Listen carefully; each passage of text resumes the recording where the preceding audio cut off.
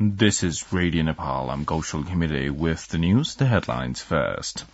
President Vidyadevi Bhandari calls newly elected House of Representatives members to claim prime ministerial post within 7 days. Nepali Congress decides to form new government under its leadership. European Union reaches deal on major carbon market reform, and Argentina wins the FIFA World Cup 2022, defeating France in the penalty shootout.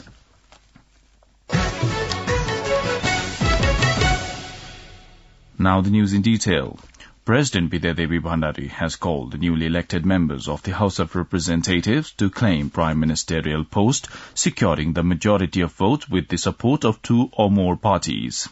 Issuing a statement yesterday, the office of the president said the president had given a week-long period, that is, till the 26th of December, for the House of Representatives to submit their claim for the prime ministerial post. They need to make the claim before 5 p.m. on the 26th of December. The President called for the prime ministerial claim as per the constitutional provision after no single political party was able to gain a clear majority in the parliament. The Nepali Congress has decided to form a new government under its own leadership. Nepali Congress's spokesperson, Dr. Prakash Charan Mahat, said the party's Central Execution Committee meeting held at the party's central office in Sanepa yesterday decided to form a new government under its leadership. The meeting also formed a committee for holding a parliamentary party election and have talks with other political parties for the new government formation. Spokesperson Mahat shared that the post-election scenario was also reviewed while deliberating on the party's performance in the November 20th parliamentary elections. The CPN Maoist Centre has decided to engage in the process of new government formation only after the newly elected House of Representatives members take the oath. Talking to media persons after the party's office bearers meeting yesterday, CPN Maoist Centre leader and Finance Minister Janardhan Sharma said it would be better to discuss the matter of the new government formation after the parliamentarians take the oath. Minister Sharma further stated that yesterday's meeting held just an informal discussion regarding the new government's formation. The Election Commission has presented certificates to the newly elected lawmakers elected to the House of Representatives through the proportional representation system. Chief Election Officer of the Proportional Representation Election System and Election Commission Secretary Gokarnamani Duwari handed the certificates to the lawmakers amid a program held at the Election Commission yesterday. 110 lawmakers were elected to the House of Representatives under the proportional representation system of the election. Prime Minister Shehbaz Dewa has said the government is seeking long-term solutions to the problem of shortage of drinking water in the Kathmandu Valley.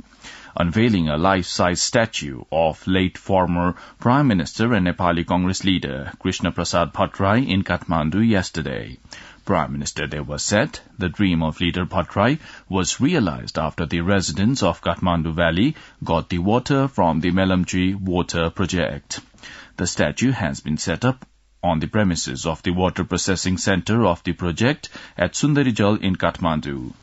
Leader Bhattarai envisioned the project some 30 years ago when he was elected Prime Minister of the Interim Council of Ministers formed after the People's Movement in 1990. President Vidyadevi Bhandari has appointed Kanta Rizal as Nepal's resident ambassador to Israel and also the non-resident ambassador to Cyprus. The office of the president in a statement confirmed the appointment of Rizal to the posts. The Nagdunga tunnel construction is likely to miss the deadline. According to the project, the COVID-19 pandemic and the challenges to go for land ownership had their implications on its progress, and the remaining 6 months seem to be insufficient to meet the target. Project's Deputy Director, Madhav Prasad Adhikari, said the project was likely to be delayed by some months. The project's deadline is ending on coming mid-August. Works were irregular in the past 2 years due to the COVID-19 pandemic. As Deputy Director Adhikari said the work progress of the project was above 70%, however. National Human Rights Commission NHRC Chairman Tapa Bahadur Magar has said that the people at the grassroots should be guaranteed with their human rights. On the occasion of the 10th Nepal Human Rights International Film Competition 2022 in Kathmandu yesterday, Chairman Magar also argued that human rights education should be delivered to the members of the marginalized communities.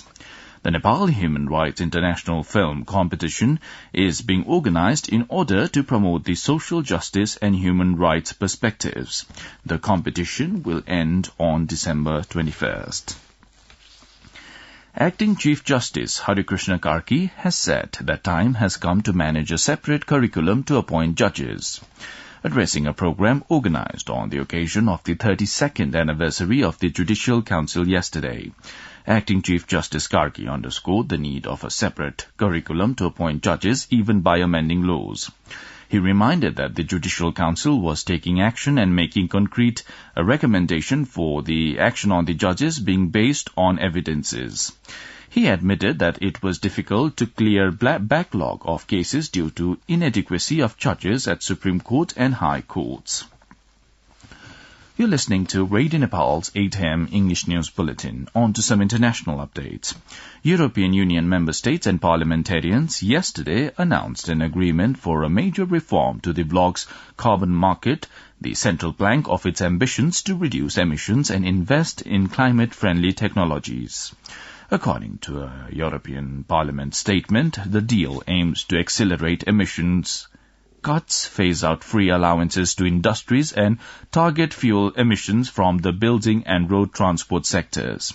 The European Union emissions trading system allows electricity producers and industries with high energy demands, such as steel and cement, to purchase free allowances to cover their carbon emissions under a polluter pays principle.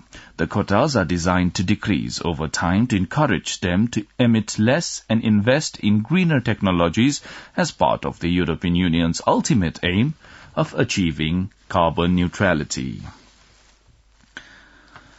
At least 9 Iraqi federal police officers have been killed in northern Iraq. The BBC said the attack took place near the oil-rich city of Kirkuk, about 293 kilometers from the capital Baghdad, on Sunday.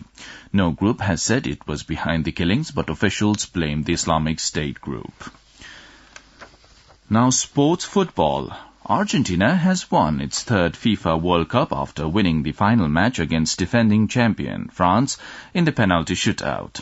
In the final match of the FIFA World Cup 2022 played in Lusail Stadium in Lusail, Qatar, Argentina defeated France in the tie-breakers after both the team played 3-goal each draw in the regulation time plus the additional time. Argentina's star player Lionel Messi scored 2 goals for the team, while left winger Angel Di Maria scored a goal for Argentina. Kylian Mbappe for France scored a World Cup final hat-trick. Argentina had last won the World Cup in 1986 under star player Diego Maradona.